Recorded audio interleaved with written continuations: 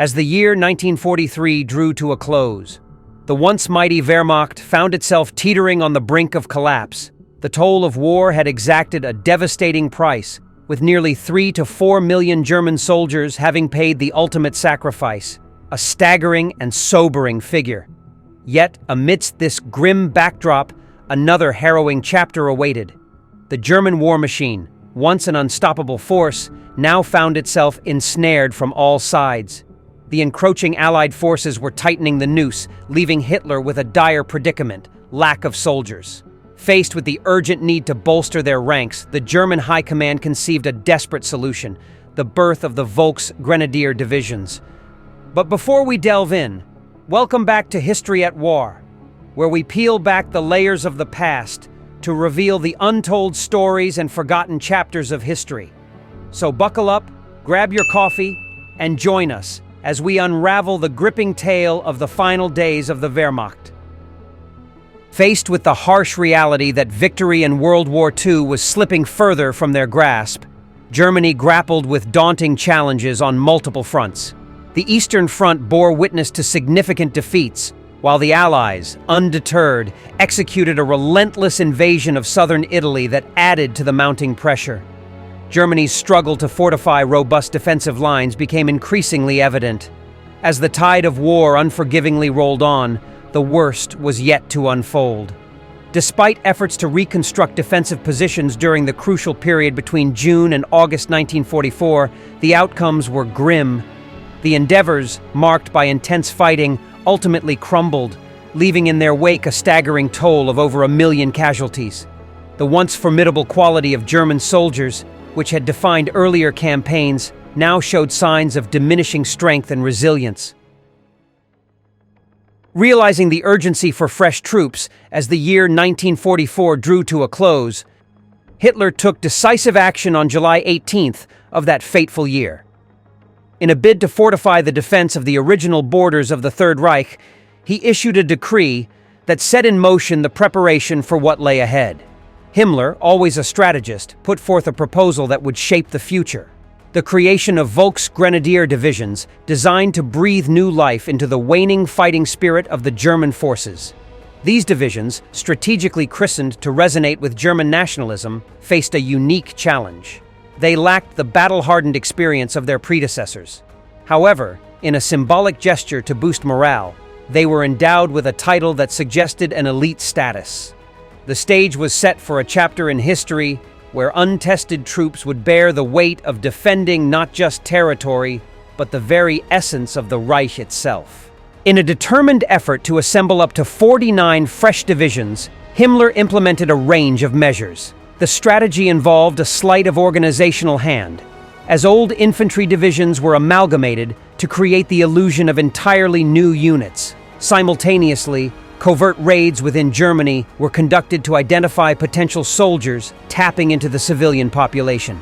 The military police took on the unconventional role of recruiting individuals in non-essential positions, while discharged patients from military hospitals found themselves thrust prematurely into the throes of combat.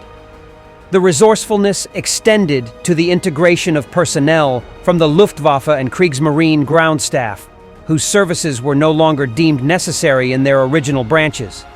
These individuals were seamlessly woven into the fabric of the newly formed infantry divisions. Additionally, ethnic Germans falling under Category 3 of the folk list, representing diverse territories, were mobilized, adding another layer of complexity to the composition of these makeshift forces.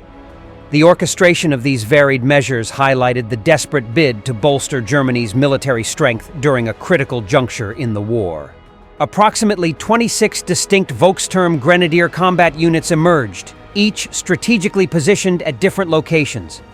Let's delve into the narrative of a few of these units to unravel the diverse threads that wove together in the crucible of conflict.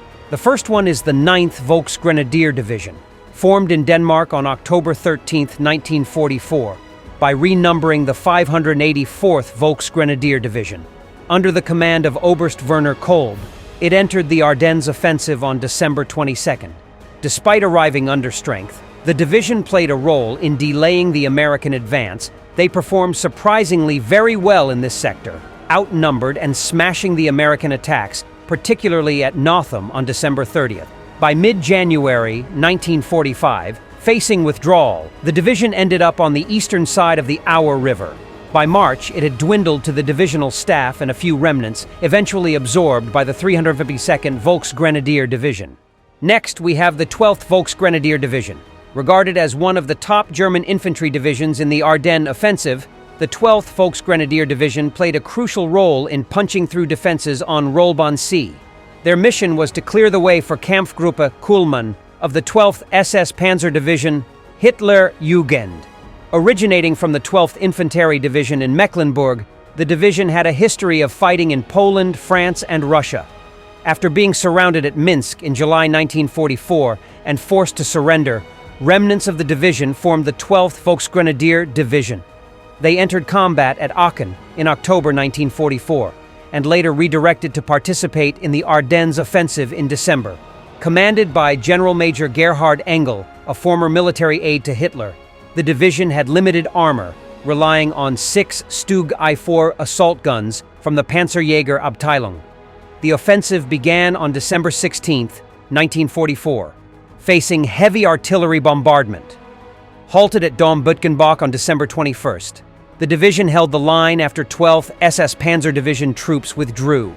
They took part in very fierce fighting. Post-Ardennes, the division continued fighting in the west, engaging in battles for the Ruhr River Line against the U.S. Ninth Army. By mid-April 1945, the 12th Volksgrenadier Division existed as a mere remnant, holding out in the Ruhr pocket until the war's end. Next, the 18th Volksgrenadier Division. In the Ardennes campaign, the 18th Volksgrenadier Division achieved significant victories by decisively defeating the U.S. 106th Infantry Division and capturing St. Vith. Formed in Denmark in September 1944 by merging 571st Volksgrenadier Division and elements of 18th Luftwaffenfeld Division, the division was led by Oberst Günther Hoffmann Schönborn. Launching its attack on December 16, 1944, the division penetrated the Losheim Gap through the Schnee-Eifel, inflicting the worst defeat suffered by U.S. forces in Europe by capturing over 8,000 prisoners from the U.S. 106th Infantry Division. On December 21, the 294th Volksgrenadier Regiment of the 18th Volksgrenadier Division captured St. Vith. They assaulted the Prummerberg Heights, broke through the lines of the entrenched infantry of CCB, 7th Armored Division, and advanced into St. Vith. Volksgrenadiers from 62nd VGD soon followed, allowing the Führer-Begleit Brigade to pursue the retreating Americans. As the Ardennes offensive concluded, the division transitioned to a defensive stance, slowly retreating through Germany until surrendering at the war's end. And finally, the division that fought the famous 101st Airborne Division, 26th Volksgrenadier Division, formed in September 1944 from remnants of the veteran 26th Infantry Division and the partially formed 582nd Volksgrenadier Division. The division was augmented with Luftwaffe and Kriegsmarine replacements. Tasked with a challenging mission in the Ardennes offensive, they had to cross the Our River, ascend its steep western bank, and breach the U.S. lines around Bastogne. Facing obstacles like felled trees, barbed wire, and minefields left by retreating German troops, their goal was to pave the way for the 2nd Panzer Division and Panzer Lehr Division to advance. Under the command of Oberst Heinz Kokott, the division attacked the U.S. 110th Infantry Regiment of the 28th Infantry Division on December 16th. Advancing swiftly, they reached Marnach, Hosingen, and Holstum. At Hosingen, they encountered fierce resistance from the Thori Battalion of the 110th Infantry Regiment. The assault on Hosingen involved 77th Volksgrenadier Regiment and 39th Fusilier Regiment, facing determined American defense. Despite heavy fighting, the Germans captured the bridge over the Clairef River in the early hours of December 17th. Similar determined defense was encountered at Holstum and Konstum, both falling on December 17th. Reaching the outskirts of Bastogne by December 19th, the division enabled the Panzer divisions to bypass the city. However, the arrival of the American 101st Airborne Division complicated matters. Despite attempts to breach the American perimeter between December 19th and 22, the Germans were unsuccessful. The famous reply, "Nuts," was given to their surrender offer on December 22nd. Throughout January, the division tried to break into the paratrooper stronghold, but faced Patton's counteroffensive in February. The division's lines were eventually broken when the Americans crossed the Prüm River. Despite continuing to fight with only a few hundred men left, they surrendered just west of the Rhine River in March 1945, their escape route cut off by American armored troops. Despite the success of some of these units, many of them still struggled greatly, each comprising an average of 7,000 to 10,000 troops. A cloud of low cohesion and morale hung over their formation. This discord was fueled by a diverse composition that included young soldiers, seasoned veterans, wounded individuals, foreign recruits, airmen, and sailors. The rush to train these varied forces, often condensed into a mere 6 weeks, yielded disastrous results. Commanders found themselves navigating uncharted territory, lacking the experience needed to effectively manage larger units. As these hastily assembled divisions ventured into combat, their limited training became glaringly evident. Emphasizing small unit tactics and static defense, they grappled with the harsh reality of warfare without the comprehensive preparation necessary for the challenges that lay ahead. You may be wondering if any of these units fought the Soviets, and yes, one unit did, even though the majority was sent west. But this unit was sent east, 549th Grenadier Division. Established at Schwerin on July 11, 1944, the 549th Grenadier Division was formed from replacement troops in Wehrkreis 2nd.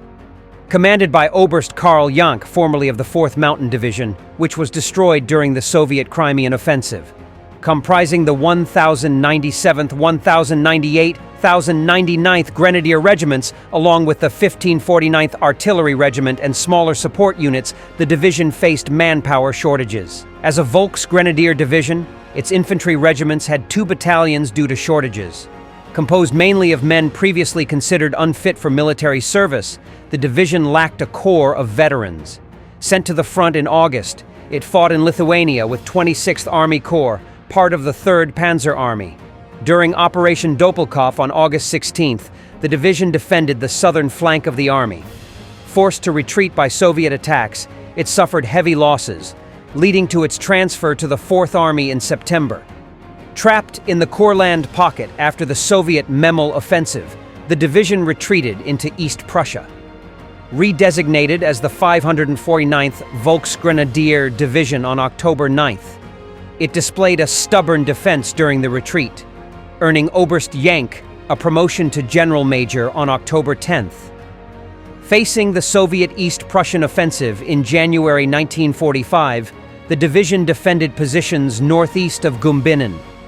It repelled Soviet attacks with the support of 5th Panzer Division.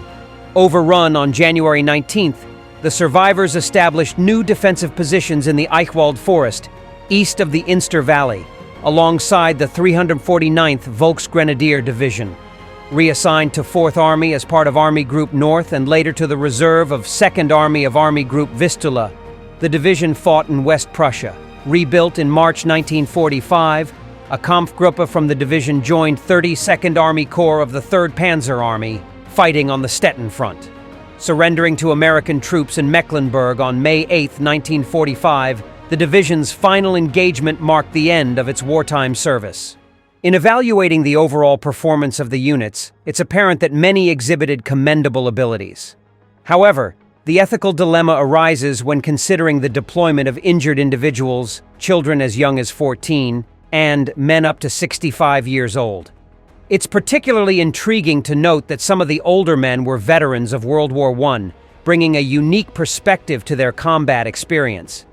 Venturing beyond the limited scope of discussed combat divisions, there's a wealth of untold stories from numerous other units. If you're interested, we could delve into those in a future video. These divisions, as reiterated earlier, were primarily organized for national defense only. The High Command knew they wouldn't make much of a difference in the long run. The decision to send such a diverse range of individuals into combat prompts reflection on the worthiness of such sacrifices. Was it justifiable to risk the lives of young boys, well aware that the casualty rates were alarmingly high? The High Command, cognizant of the perilous nature of these missions, seemingly accepted a grim reality, a near-suicidal mission for many of these soldiers. And with that, we're wrapping up this video. We trust you unearthed new knowledge from the annals of history. Don't forget to explore our Patreon and Instagram for a treasure trove of additional content.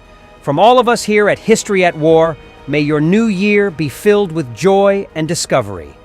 Thanks a ton for your unwavering support. Here's to many more shared journeys through time. Until next time, take care and catch you soon.